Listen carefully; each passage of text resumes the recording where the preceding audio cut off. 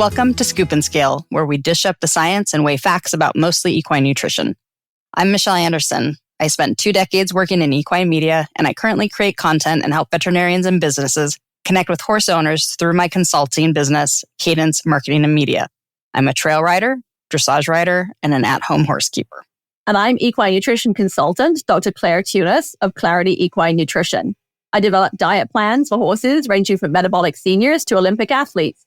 I also consult for equine nutrition companies. I'm a scientist, dressage rider, and a pony club mom. Claire and I collaborated for years when I was the editor of an equine publication, and she was one of our regular contributors. We'd finish work, but we always had more to talk about. New products, new research, and our own horses. This podcast is an extension of those conversations. It's for anyone who wants to make better choices when it comes to feeding and caring for their own horses. And before we get started, a quick disclaimer. The information in this podcast is general and not meant to replace the individualized advice of your own qualified equine nutritionist or veterinarian. While I have a PhD in nutrition, I'm not a veterinarian and can't give medical advice. With that, thank you for joining us, and we hope you enjoy the following episode.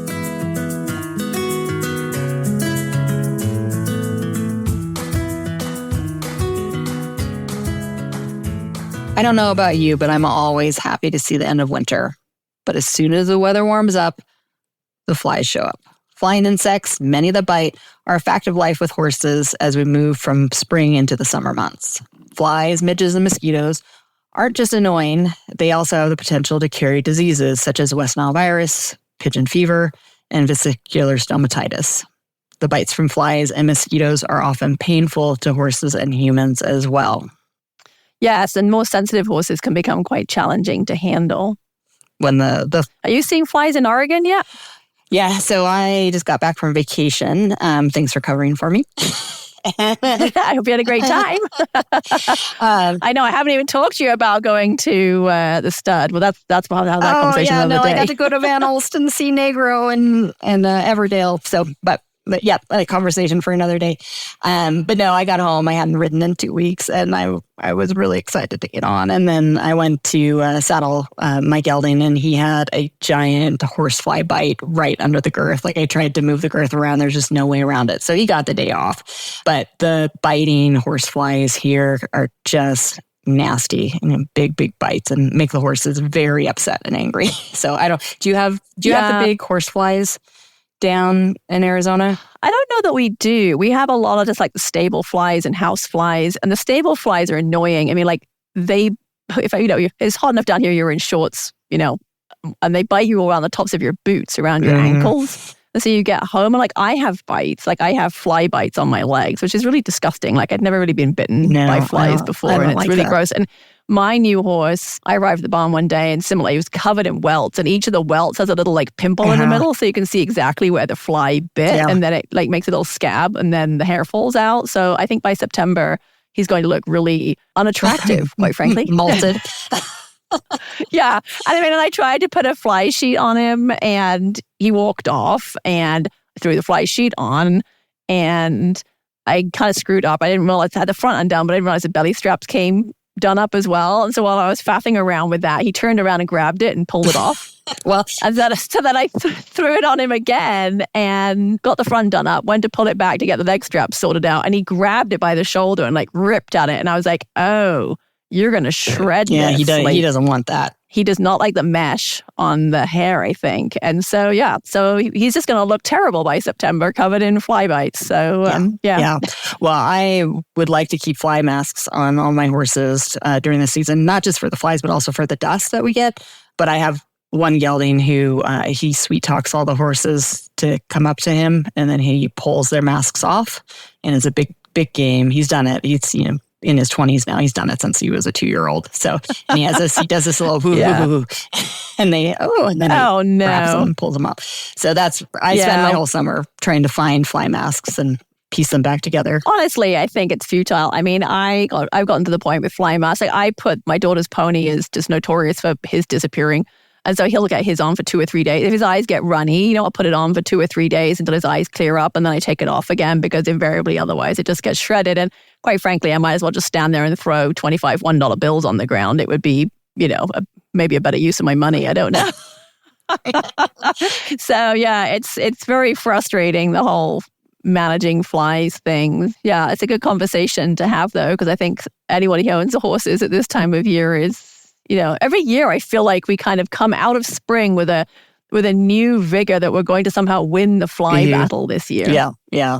Well, and I think the fly masks and everything, and we'll talk more about those like mechanical barrier type efforts against the insects, but since I've had my horses at home, which is going on almost 20 years now, which is crazy, I've really found that it comes down to the environmental management to keep the fly populations down. Like that's the best thing I can do at my place. It can be challenging because we live on small acreages and we have neighbors who have goats and chickens and all sorts of critters who also attract flies. And you can't always control if a neighbor is dumping water out of troughs that might be breeding grounds for mosquitoes or whatever. But I try to do my best on my environmental management. Manure management is a big one. Yeah.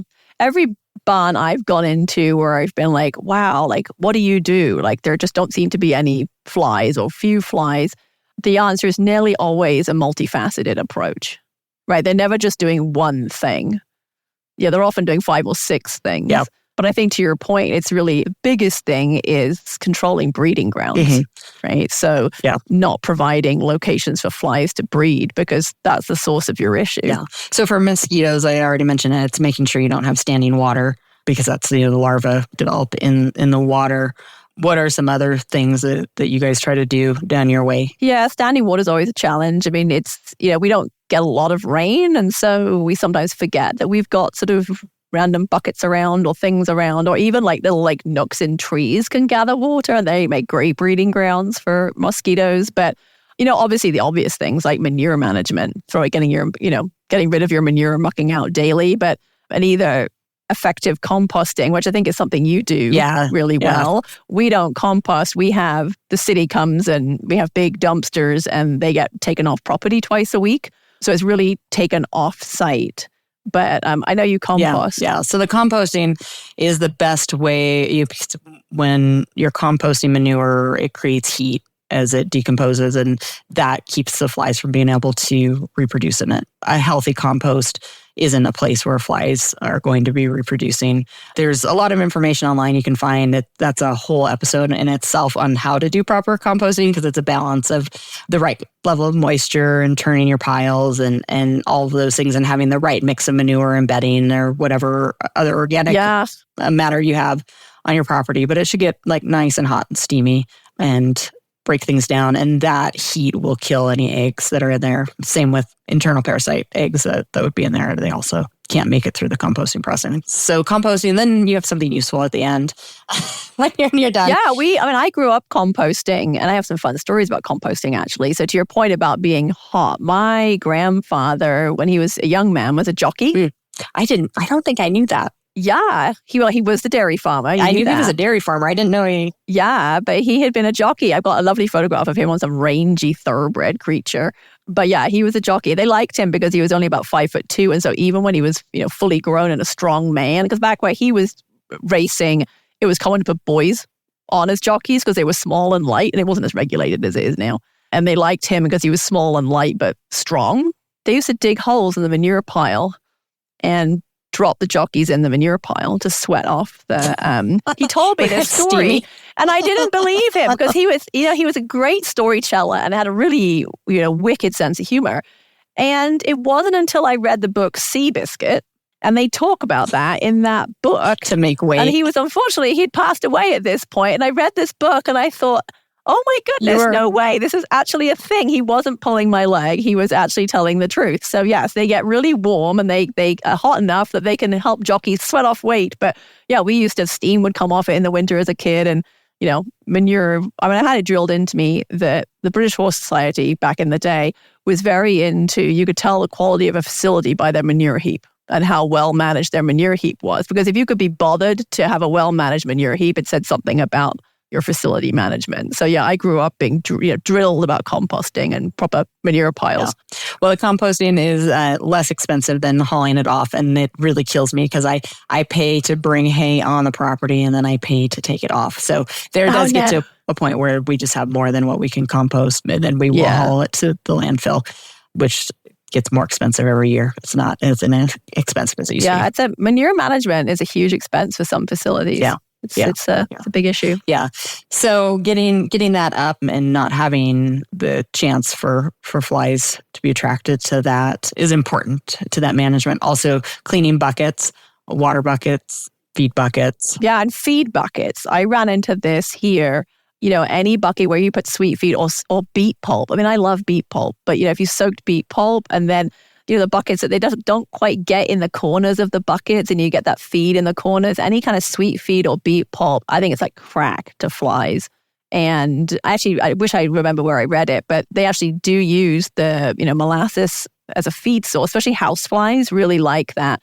And so sweeping up your feed room too. I mean, it's so easy when you're, especially if you're at a barn where, we used to fill, the Ziploc bags or whatever and make pre-made green bags. And how often do you try to pour the feed in the thing and, and it doesn't get in the bag and it falls on the floor. And, sometimes people are not good about sweeping up. And, that left on the ground is great for flies. And rats and mice. We have an episode on that. Yeah. So they like those too. Other pests.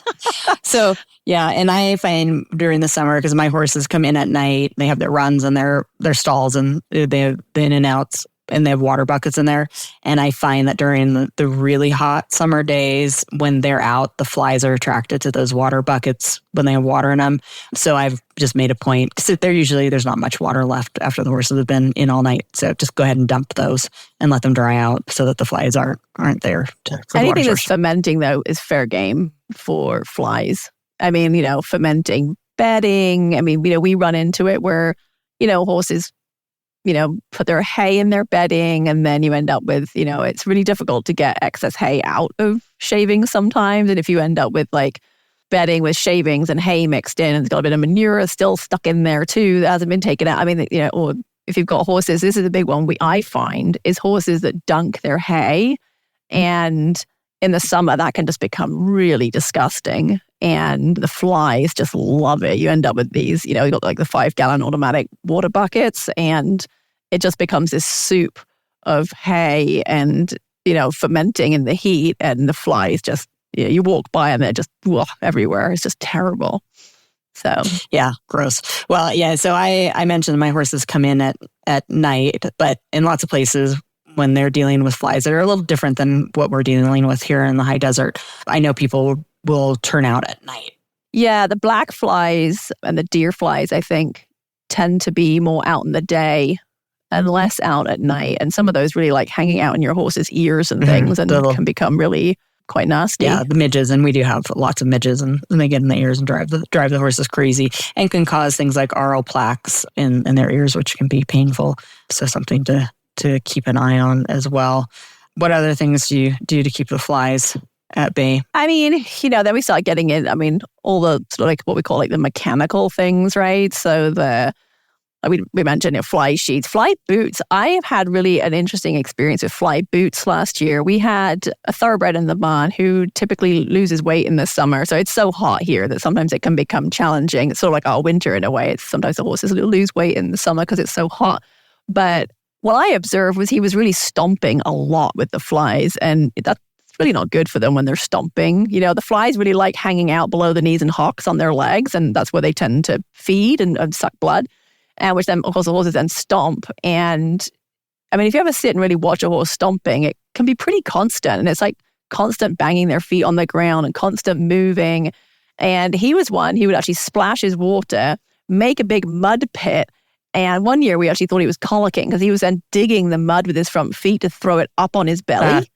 We got it all over the roof of the stall. It was, and we suddenly realized he wasn't colicking. He was actually managing the fly situation. And so last year I had a set of spare fly boots, and we put them on him, and he immediately stopped stomping, which was just great for his, leg management and what have you, and not making it just this, mud pit in his stall. But what was also really interesting was he didn't lose weight. Oh, that's interesting. That summer. And I suddenly realized he was burning calories just stomping all the time. I mean, it was like constant movement. And the stress of it, I would think it'd be pretty stressful. Yeah, that too. Yeah, just not be able to get away. Mm-hmm. Oh, yeah. I mean, from the flies, and just being that sensitive. Yeah. Well, I think of times that we've gone camping near lakes and the mosquitoes, they drive you insane, and then you just stay in your tent the whole time. It's not even worth going. Right. So I can't imagine being a horse out in that. So I know a lot of people use fans. They'll put their horses under fans. That's not something that we do in our area so much. We don't have fans in our stalls, but I had a horse down in the Sacramento area with a trainer for a while, and they had the fans. The horses seem to love them. Yeah, we have fans. Every stall has a fan, and obviously we have it because of the heat as well. And then we run misters to keep the horses cool, which can then create a challenge with having damp bedding and flies. So, it's kind of like, but it is so hot. We kind of have to do that. I think it's worth saying that these are not box fans. These are like the proper 3-prong grounded, inside outdoor use fans. Yeah. And that is my biggest fear with fans when I see them in barns, because often they aren't an outdoor fan. They're really a fan designed for indoors, and we're being a little cagey, but they cause fires. They can cause barn fires. They do. We're hoping, knock on wood, to go to Kentucky with my daughter's pony in July. And the Kentucky Horse Park will not let you put in any kind of fan that's not a 3-prong fan. And in fact, their security will cut the plugs off of fans that are not 3-prong. So these are, and honestly, the big fans work so much better, and you can turn them and make them directional. And that's really important, because if you're doing fans for flies, you really want the air going downward and out of the barn, right? You want to blow, that helps prevent the flies from actually flying into the barn in the first place, because they'll be flying upstream the whole time to try and get to the horses. So you really want the fans. Think about where you can aim your fan, maybe like down on the horse to keep it cool, but then out the door. That airflow is going to go out the door. It might be tempting to think that you want to bring the air in from the outside, but you actually want to send the air out so the flies can't come in. Yeah. And the point of those fans is to create that air current that the flies just struggle against, so that they don't want to be near the horses. And then in your area, then you get the added benefit of cooling down a little bit. We do get hot here, but I don't know. We get so cool at night that we have it. The heat isn't as relentless as it is where you're at. We all start yelling at each other though, because nobody can hear anything anymore, right? Because you've got 20 fans going, and you're like, say to somebody down the barn aisle, and they're like, I can't hear you. It's a bit noisy, but it's definitely very helpful. And then obviously we do things like the traps and fly papers, the sticky papers.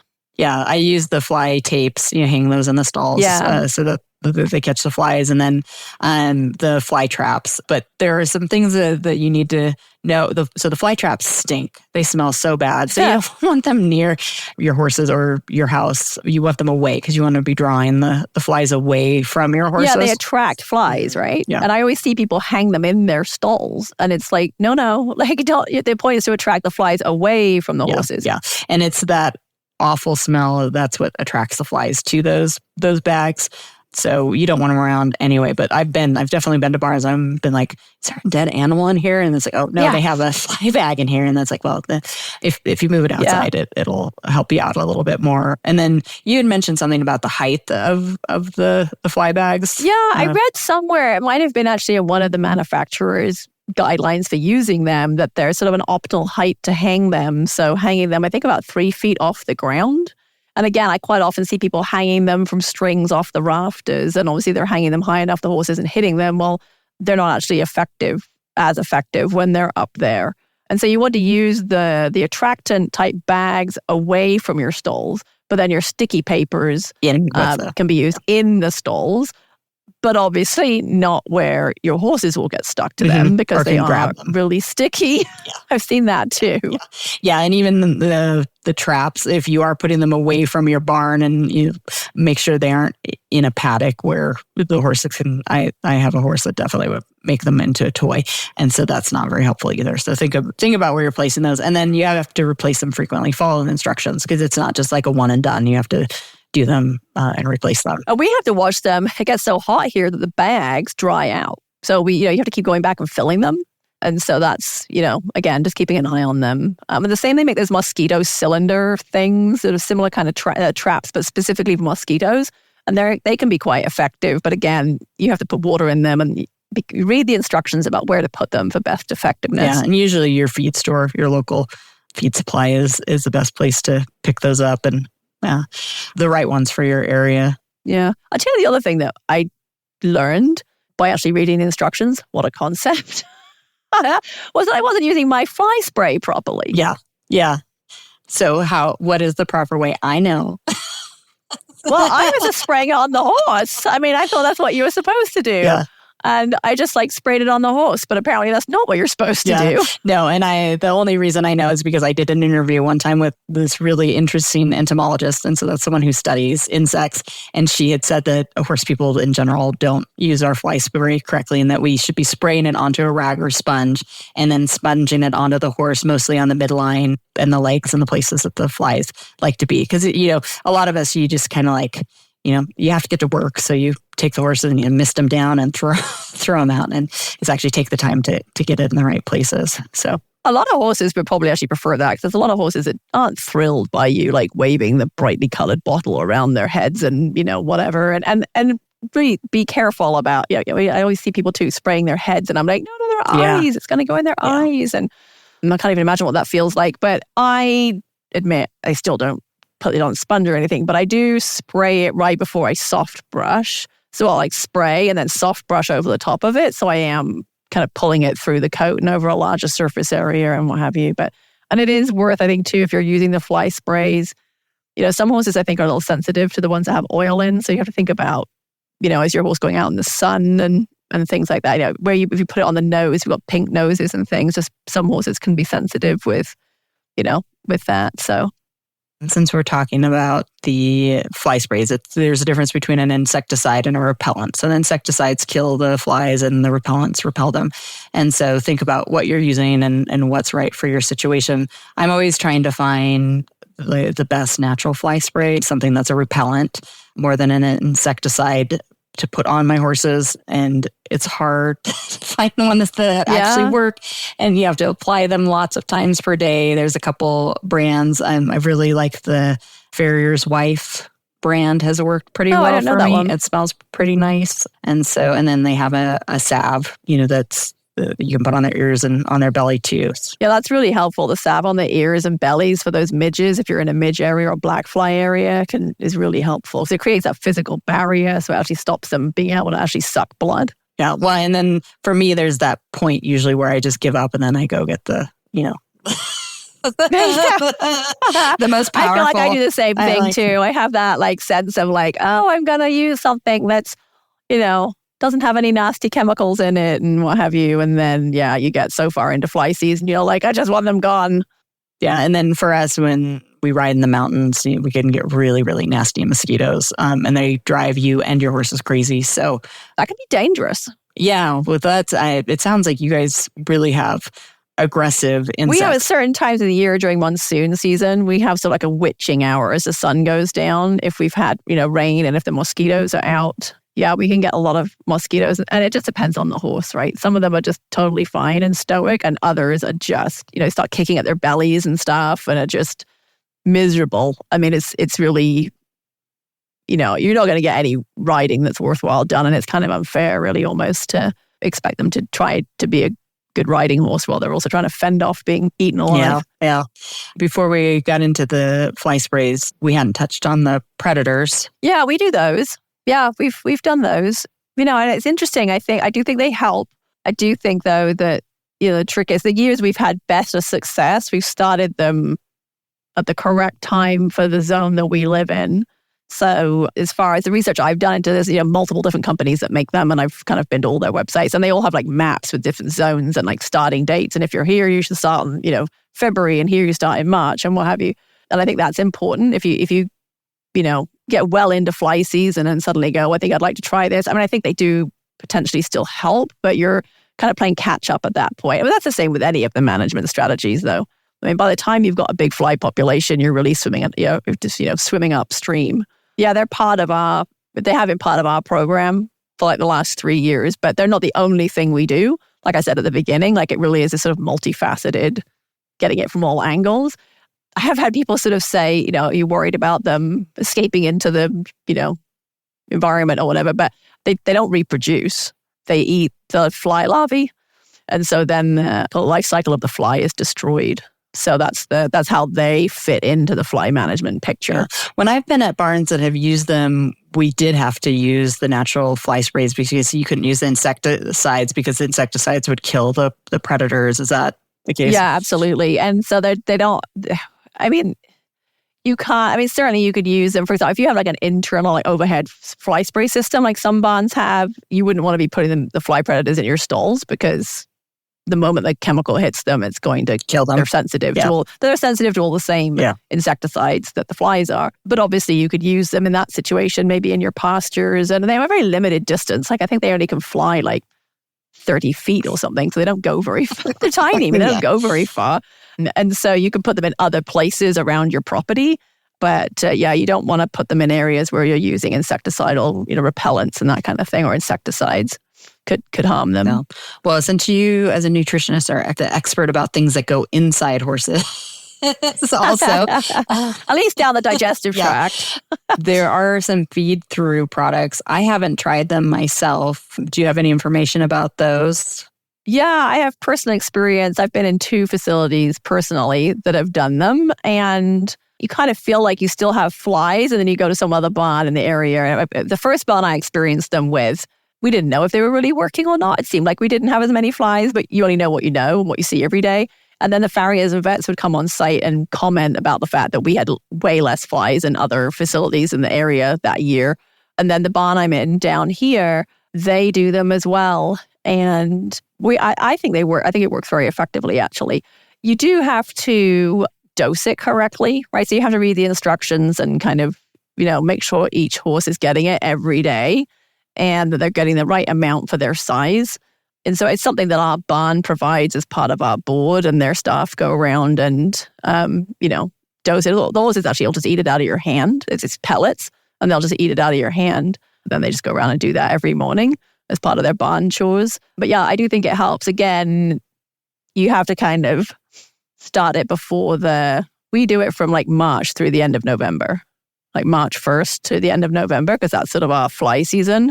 Probably it might be even, honestly, we had flies in December, so we probably should have kept doing it all winter. But I was going to say, does it ever get cold enough to really kill you? Yeah, it really depends on the year. Yeah. It really depends on the year and whether we have a good freeze. Yeah. When we're talking about feeding things to horses, lots of times I hear people feeding garlic to their horses, and it makes you just think of keeping the vampires away. Right. Well, that's what the flies are. I know it is. Yeah, it's a good metaphor. As a nutritionist, is garlic something that you're recommending that people feed their horses? I don't generally recommend feeding garlic, and the main reason for that is it can cause something called Heinz body anemia. But there's the reason that people feel that garlic might help is it's pretty high in sulfur compounds. And there is a compound called thiosulfate that has been associated with like antibacterial and antiparasitic activity. So that's sort of one of the reasons why people feel that garlic might help with flies. I think the idea is that they eat it and then it gets sweated out through the pores and repels the flies that way. Certainly there are medicinal properties of garlic. I mean, people take it for colds and all kinds of things, right? There is an herbal component to garlic that has some potential health benefits in humans, but there's sort of limited data on its efficacy as a fly repellent, either when it's applied topically. You sometimes see it in recipes for homemade fly repellent liquids, to apply externally, or as a fed supplement. So yeah, there's definitely very limited data on its effectiveness for fly, repelling, whether used orally or externally. Yeah. Is it safe for horses to be eating garlic? That's not something that they would seek out themselves to eat. I've never tried it, and I just can't imagine I have a couple picky eaters, and I just can't see that right I'm wanting to eat it. Yeah, I mean, it kind of has that thing of being all natural, so it must be safe, but so as we cyanide, know, that's right. Isn't that right? Oxygen in too great a quantity is also, as is drinking too much water. So there's lots of natural things that'll get you. Yes. It is a member of the onion family. And so it has a number of toxins. The one that's most concerning is something called N-propyl disulfide. And that alters an enzyme called glucose-6-phosphate dehydrogenase. There's our big word for the episode. There's our bottom line is part of the episode.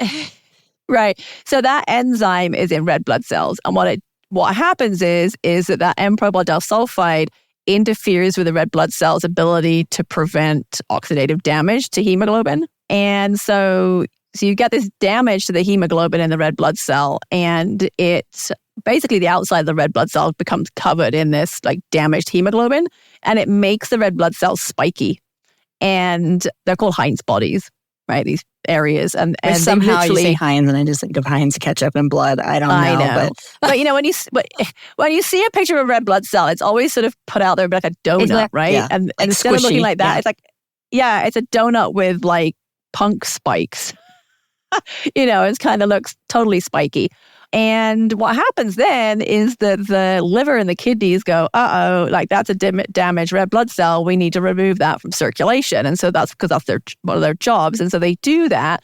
And so obviously if you've got enough red blood cells that are damaged this way, your body actually naturally gets rid of them. And so it reduces the amount of circulating red blood cells and you become anemic, or the horse becomes anemic. And it's referred to as Heinz body anemia. And there is research actually looking at that. So is there an amount that would be safe to feed horses? Yeah, I mean, there's a couple of papers that I'm aware of that have looked at feeding different amounts. The first one looked at, and I think they both were looking at freeze-dried garlic, like the flakes that you can buy pretty easily. And they looked at feeding 0.4 grams per kilogram of body weight. So that's about equivalent to about 200 grams to an 1,100 pound horse. I mean, you know, and they found that actually did lead to Heinz body anemia in horses. So that's like, 200 grams is about half a pound. So it's a lot. Yeah. To your picky eater point, I don't know a horse that would naturally choose to eat that. Although, you know, there are areas where wild garlic exists in pastures, and it's possible that a horse could consume enough that way.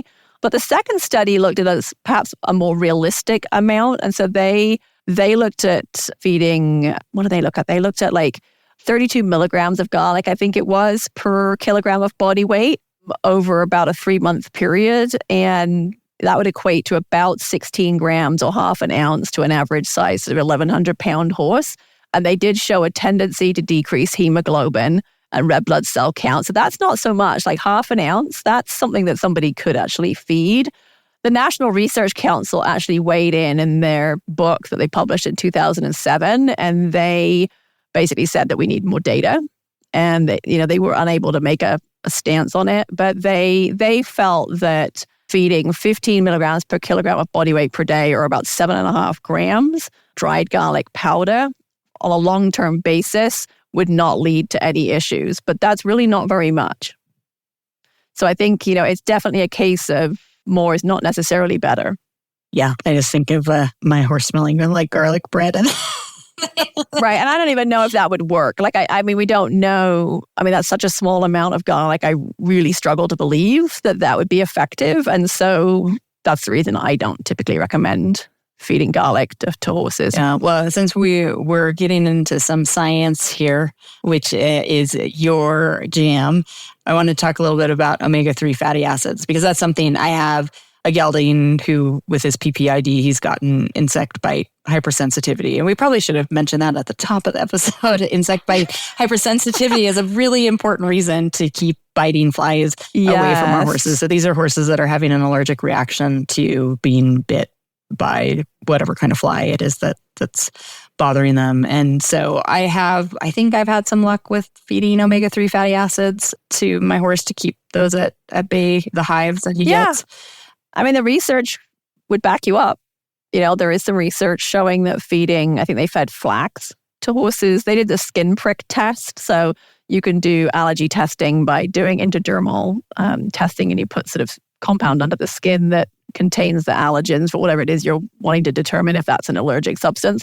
And so they used, colicoides or biting midge saliva as their thing that they tested.